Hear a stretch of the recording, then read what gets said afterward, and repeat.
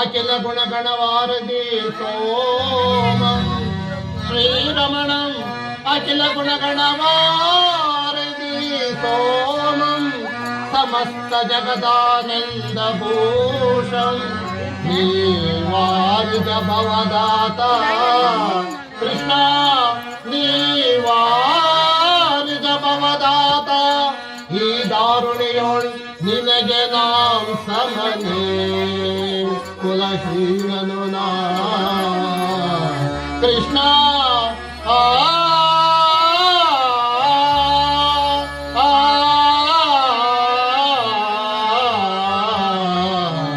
ಕೃಷ್ಣ ಪರಮಾತ್ಮ ಮಹಾಮಹಿಮನಾದ ನಿನಗೆ ಕುಲಹೀನನಾದ ನನ್ನ ಮೇಲೆ ಇಷ್ಟೊಂದು ಪ್ರೀತಿ ಇರಲು ಕಾರಣವೇನು ಸ್ವಾಮಿ? ಕರ್ಣ, ನೀನೆಂತ ಗುಹೇನಾಗಬೇಕು ಹೇಳು.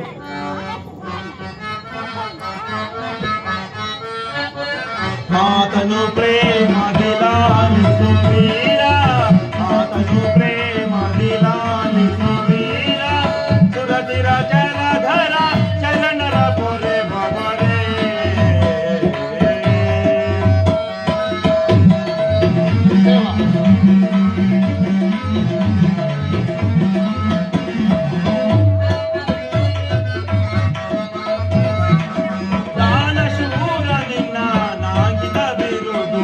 ದಾನಶೂರ ನಿನ್ನ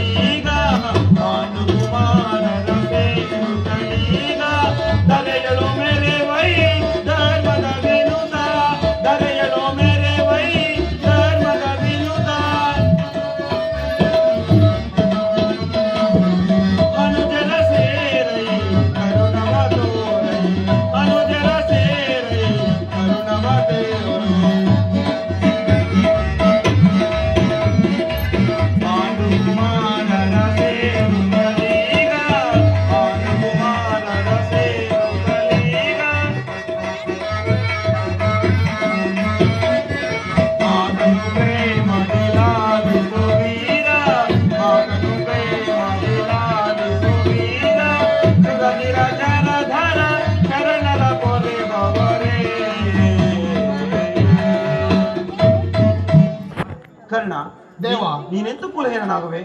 ಶ್ರೇಷ್ಠವಾದ ಚಂದ್ರವಂಶವೇ ನಿನ್ನ ವಂಶ, ಕುಂತಿಯೇ ನಿನ್ನ ತಾಯಿ. ದೇವ, ಹಾಗಾದರೆ ನಾನು ಸೂತನಲ್ಲವೇ?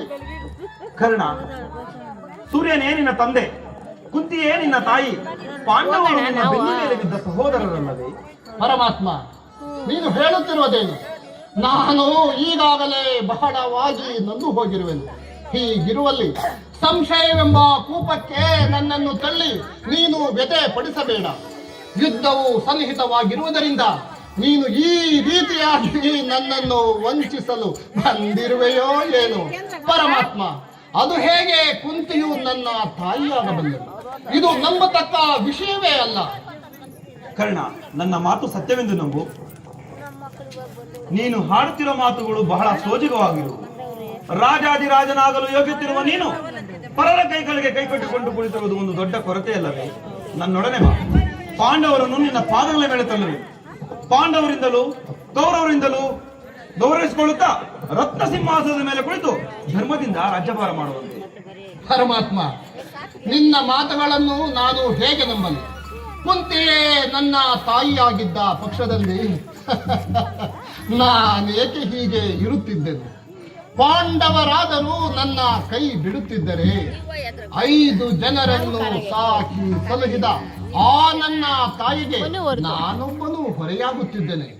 ದೇವ, ನೀನು ಹೇಳುತ್ತಿರುವ ಮಾತುಗಳೇ ನಿಜವಾದರೆ ನನ್ನ ಶತ್ರುವರ್ಗದವರೆಲ್ಲರೂ ನನ್ನ ಸಹೋದರರೆಂದು ತಿಳಿದು ಅವರ ಮೇಲೆ ಶಸ್ತ್ರ ಧರಿಸಿ ಯುದ್ಧ ಮಾಡುವುದೆಂತು? ಹಾಗಾದರೆ ನನ್ನನ್ನೇ ನಂಬಿದ ಆ ನನ್ನ ಸ್ವಾಮಿಯನ್ನು ಕೈ ಬಿಡುವುದಂತು?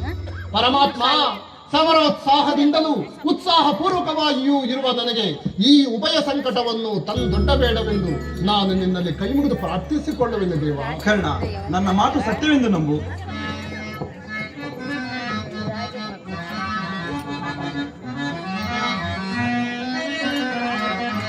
ಕರ್ಣ, ಕನ್ಯ ಪ್ರಾಯದಳು ಭಾಸ್ಕರನ ಕರುಣೆ. ಕರ್ಣ ದೇವ, ಕನ್ಯ ಪ್ರಾಯದಳು ಭಾಸ್ಕರನ ಕರುಣೆ.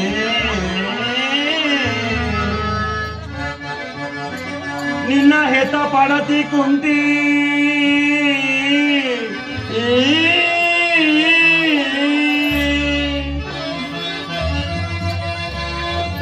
ನೀ ಸೂತ ಕುಲದವನೆಂದು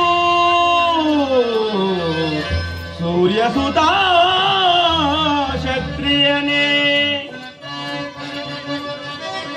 ಧರ್ಮ ಅಧರ್ಮವ ತಿಳಿಯನಿ ಸಹೋದರರಂ ಕೂಡಿ ಮಾತೆಯ ಮನವೊಲಿಸೋ ಕರ್ಣ.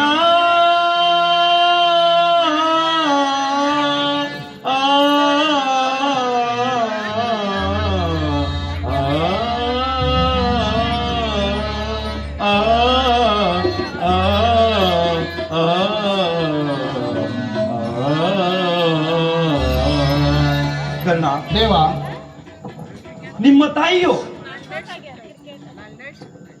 ನನ್ನ ಮಾತು ಸತ್ಯವೆಂದು ನಂಬು.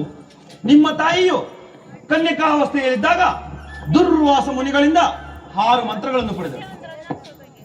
ಆ ಮಂತ್ರವು ಫಲಿಸುವುದಿಲ್ಲವೆಂದು ಬಾಲ್ಯಾವಸ್ಥೆಯಲ್ಲಿದ್ದಾಗ ಆ ಮಂತ್ರದಲ್ಲಿ ಒಂದಾದ ಸೂರ್ಯ ಮಂತ್ರವನ್ನು ಜಪಿಸಿ ಕೂಡಲೇ ನೀನು ಜನಿಸಿದೆ. ಲೋಕ ಅಪವಾದಕ್ಕೆ ಎದುರಿ ನಿನ್ನನ್ನು ಗಂಗಾ ನದಿಯಲ್ಲಿ ತೇಲಿಬಿಟ್ಟಳು. ನಂತರ ಸೂತರು ನಿನ್ನನ್ನು ಸಾಕಿ ಸಲ್ಲಿಸಿದರು. ಕರ್ಣ, ಇದೋ ನೋಡು, ಯುದ್ಧ ಸನ್ನಾಹವೇ ನಿಂತು ಉಭಯಕ್ಕರಿಗೂ ಶ್ರಮ ಉಂಟಾಗುವುದು. ಪಾಂಡವರಿಂದಲೂ ಕೌರವರಿಂದಲೂ ಗೌರವಿಸಿಕೊಳ್ಳುತ್ತಾ ಪಟ್ಟವನ್ನು ಕಟ್ಟಿಸುವೆನು. ಸಮಸ್ತ ಪೃಥ್ವಿಗೂ ನೀನೇ ಅಧಿಪತಿಯಾಗಿರುವೆ. ಇಂತಹ ಸೌಭಾಗ್ಯವನ್ನು ಅನುಭವಿಸುವುದನ್ನು ಬಿಟ್ಟು ಆ ದುರ್ಯೋಧನನ ಕೈ ತುಂಬಲಕ್ಕಾಗಿ ಕೈಚಾಚಿಕೊಂಡು ಕುಳಿತಿರುವುದು ಉಚಿತವೇ ಕರ್ಣ? ಯೋಚಿಸಿ ನೋಡು, ದುಡುಕಬೇಡ. ಪರಮಾತ್ಮ, ಸಾಕು ಮಾಡು ಈ ವಿಚಾರವನ್ನು. ನನಗೆ ಯಾವ ಅಂತಸ್ತು ಬೇಡ, ನನಗೆ ಯಾವ ಓಲಗವೂ ಬೇಡ. ನನ್ನ ಸ್ವಾಮಿಯನ್ನು ನಾನು ಅರಗಳಿಗೆ ಸಹ ಬಿಟ್ಟು ಇರಲಾರೆ. ಆತನ ಅನ್ನವನ್ನು ತಿಂದು ಬೆಳೆದಿರುವ ಈ ದೇಹವನ್ನು ಆತನಿಗಾಗಿಯೇ ಮುಡುಪಾಗಿಟ್ಟಿರುವೆನು. ದೇವ, ಆತನ ಗುರಿಯೇ ನನ್ನ ಗುರಿ, ಆತನ ಅಭಿಷ್ಟವೇ ನನ್ನ ಅಭಿಷ್ಟ. ನನ್ನ ಶತ್ರು ವರ್ಗದವರೆಲ್ಲರೂ ನನ್ನ ಸಹೋದರರಾದರೂ ಚಿಂತೆ ಇಲ್ಲ. ನಾನು ಯಾವ ಅಭಿಮಾನಕ್ಕೂ ಕಟ್ಟು ಬೀಳತಕ್ಕವನಲ್ಲ. ದೇವ, ನನಗೆ ಯಾವ ಆಶಾಪಾಶಗಳನ್ನು ತೋರಿಸಬೇಡವೆಂದು ನಾನು ನಿನ್ನಲ್ಲಿ ಕೈ ಮುಗಿದು ಪ್ರಾರ್ಥಿಸಿಕೊಳ್ಳುವೆನು ದೇವ.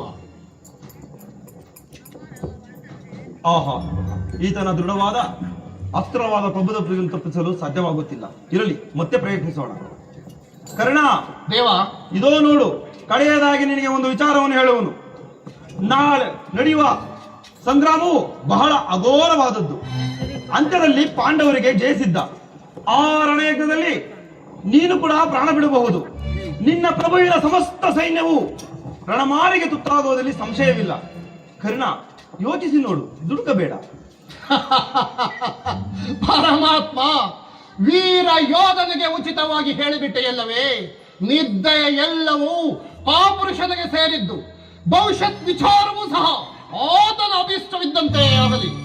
ಬದುಕಿದರೂ ವೀರನಂತೆ ಬದುಕುವೆನು, ಸತ್ತರೂ ವೀರನಂತೆ ಸಾಯುವೆನು. ಪ್ರಾಣಕ್ಕಾಗಿ ಹೆದರಿ ಭಯವಾಗಲಿ, ನಿರ್ಭಯವಾಗಲಿ, ಸಂಕೋಚವಾಗಲಿ ಲೇಷ ಮಾತ್ರವೂ ನನಗಿಲ್ಲ ದೇವಾ. ಆಹಾ, ಈತನ ದೃಢವಾದ ಅಸ್ತ್ರವಾದ ಭಕ್ತಿಯನ್ನು ತಪ್ಪಿಸಲು ಸಾಧ್ಯವಾಗುತ್ತಿಲ್ಲ. ಇರಲಿ, ಈತನ ಎತ್ತತಾಯಾದ ಕುಂತಿದೇವರನ್ನು ಹೇಳಿಸಿ ನೋಡೋಣ. ಪರಮಾತ್ಮ, ಹಾಗಾದರೆ ಅರ್ಜುನನು ನನ್ನನ್ನು ನೋಡಿದಾಗಲೆಲ್ಲ ಹೀನ ಕುಲದವನು, ಸೂತ ಕುಲದವನು ಎಂದು ಆಡಿಕೊಳ್ಳುತ್ತಿರುವನು. ಹಾಗಾದರೆ ನಾನಿಂತಹವನೆಂದು ಅವನಿಗೆ ಏಕೆ ತಿಳಿಯದು ಪರಮಾತ್ಮ? ತಿಳಿಯದು ಕರ್ಣ, ತಿಳಿಯದು. ನಿನ್ನ ಹೆತ್ತ ತಾಯಾದ ಕುಂತಿದೇವಿಗೂ ತಿಳಿಯದು. ಆಕೆಯು ನಿನ್ನನ್ನು ನೋಡಿದಾಗಲೆಲ್ಲ ಕೃಷ್ಣ, ಆ ಕರ್ಣನು ಯಾರು? ಆತನನ್ನು ನೋಡಿದಾಗಲೆಲ್ಲ ನನಗೆ ಏನೋ ಒಂದು ತರ ಮುರುಕು ಉಂಟಾಗುವುದೆಂದು ಪದೇ ಪದೇ ಕೇಳುತ್ತಿದ್ದಳು. ಇಲ್ಲಿವರೆಗೂ ನಿನ್ನ ವಿಚಾರವನ್ನು ಆಕೆಗೆ ತಿಳಿಸಿರಲಿಲ್ಲ. ಈಗ ತಾನೇ ನಿನ್ನ ಜನ್ಮ ವಿಚಾರವನ್ನು ಆಕೆಗೆ ತಿಳಿಸಿ ಬಂದಿರುವೆನು. ಆಕೆಯು ನಿನ್ನನ್ನು ನೋಡಲು ಪರಿಪರಿ ಓಡಿ ಬರುತ್ತಿರುವಳು. ಆಕೆಯ ಮನಸ್ಸು ನೋಯಿಸಬೇಡ. ಆಕೆಯ ಇಚ್ಛಾನುಸಾರ ನಡೆದುಕೋ. ನಾನಿನ್ನು ಹೋಗಿ ಬರಲೇ? ಆಗಬಹುದು ಪರಮಾತ್ಮ, ತಾವು ಹೋಗಿ ಬನ್ನಿ. ಏನು ಕುಂತಿ ದೇವಿಯು ನನ್ನ ಅಲ್ಲ ಪಾಂಡವರು ನನ್ನ ಬೆನ್ನಿಗೆ ಬಿದ್ದ ಸಹೋದರರೇ.